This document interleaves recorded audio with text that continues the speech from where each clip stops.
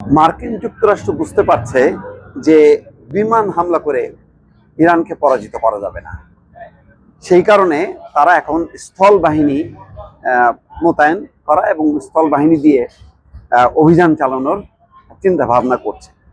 সেই কারণে মার্কিন প্রতিরক্ষা মন্ত্রী এক সংবাদ সম্মেলনে বলছেন যে ইরানে স্থল বাহিনী মোতায়েনের সম্ভাবনা রয়েছে।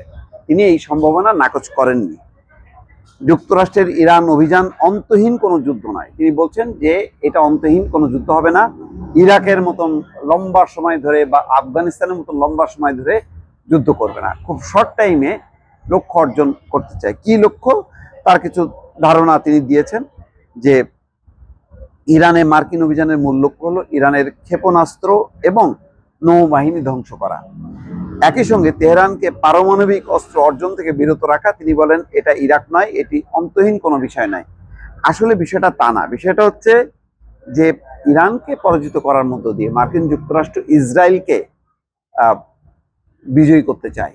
ইসরায়েল যদি বিজয়ী হয় এই যুদ্ধে, আমেরিকার এই যুদ্ধে ইসরায়েল যদি বিজয়ী হয়, কারণ যৌথ ভাবে তারা হামলা করছে, তাহলে বিজয়টা স্বাদ অনুভব করবে ইসরায়েল। ইসরায়েল তখন সৌদি আরব সহ সমস্ত আরব দেশগুলোর উপর প্রভুত্ব কায়েম করতে পারবে এবং আমেরিকা যা বলবে, আমেরিকার কথা অনুযায়ী ইসরায়েল রাজত্ব চালাবে।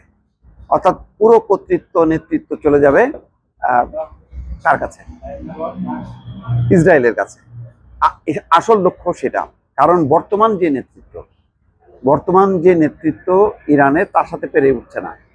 এত ক্ষয়ক্ষতি, প্রধান ধর্মীয় নেতা নেই, প্রতিরক্ষা মন্ত্রী নেই, সেনা প্রধান নেই, আরো অনেকেই নেই, 40-42 জন। খামেনি শুধু নিজে মারা যাননি, তার স্ত্রী মারা গেছেন, তার জামাই মারা গেছে, মেয়ে মারা গেছে, নাতি মারা গেছে। তারপরও তার পরপরই যে হামলা করেছে তাতে তারা বিস্মিত হয়েছে। তারা মনে করেছিল প্রথম দফায় এই হামলার পর ভেঙে পড়বে ইরান এবং আত্মসমর্পণ করবে, কিন্তু আত্মসমর্পণ করেনি। আত্মসমর্পণ না করাতে এখন আমেরিকা তো মাথায় বাজ পড়েছে। তারা ভাবছে যে এই যুদ্ধটা কিভাবে চালাবে। শত শত বিমান আক্রমণ করেও ইরানকে পরাস্ত করা যাচ্ছে না, বরং পুরো মধ্যপ্রাচ্য অস্থির করে রেখেছে ইরান আমেরিকার লক্ষ্যস্থল এবং যারা ইরানের সাথে বেইমানি করছে তাদেরকে একযোগে শায়েস্তা করছে।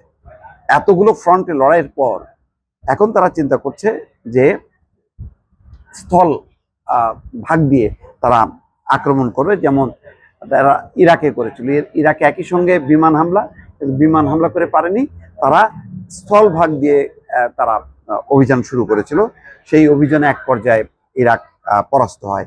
তবে ইরান মনে রাখা দরকার যে ইরাকের থেকে অনেক বেশি শক্তিশালী। ফলে বিষয়টা যে এত সহজ না, হয়তো আর 2-1 দিনের মধ্যেই টের পাবে আমেরিকা। মার্কিন প্রতিরক্ষা মন্ত্রী বলছেন যে বর্তমানে ইরানে মার্কিন স্থল বাহিনী নেই, তবে তিনি ভবিষ্যৎ স্থল বাহিনী মোতায়েনের সম্ভাবনা নাকচ করেননি। মার্কিন প্রতিরক্ষা সদর দপ্তর পেন্টাগনে এক সংবাদ সম্মেলনে মার্কিন বাহিনী এই বলছেন, মার্কিন স্বার্থ রক্ষায় ওয়াশিংটন যতটুকু প্রয়োজন ততটুকু পর্যন্ত অগ্রসর হবে। মার্কিন লক্ষ্য অর্জনে তারা কি পদক্ষেপ নিতে পারে তার শত্রুপক্ষকে জানিয়ে দেওয়াটা বুদ্ধিমানের কাজ হবে না। টেকনিক্যাল নানান রকম কথাবার্তা বলছে। মোট কথা, পেন্টাগন বা আমেরিকা, ইসরায়েল বুঝতে পারছে যে ইরানকে পরাজিত করা অতটা সহজ না।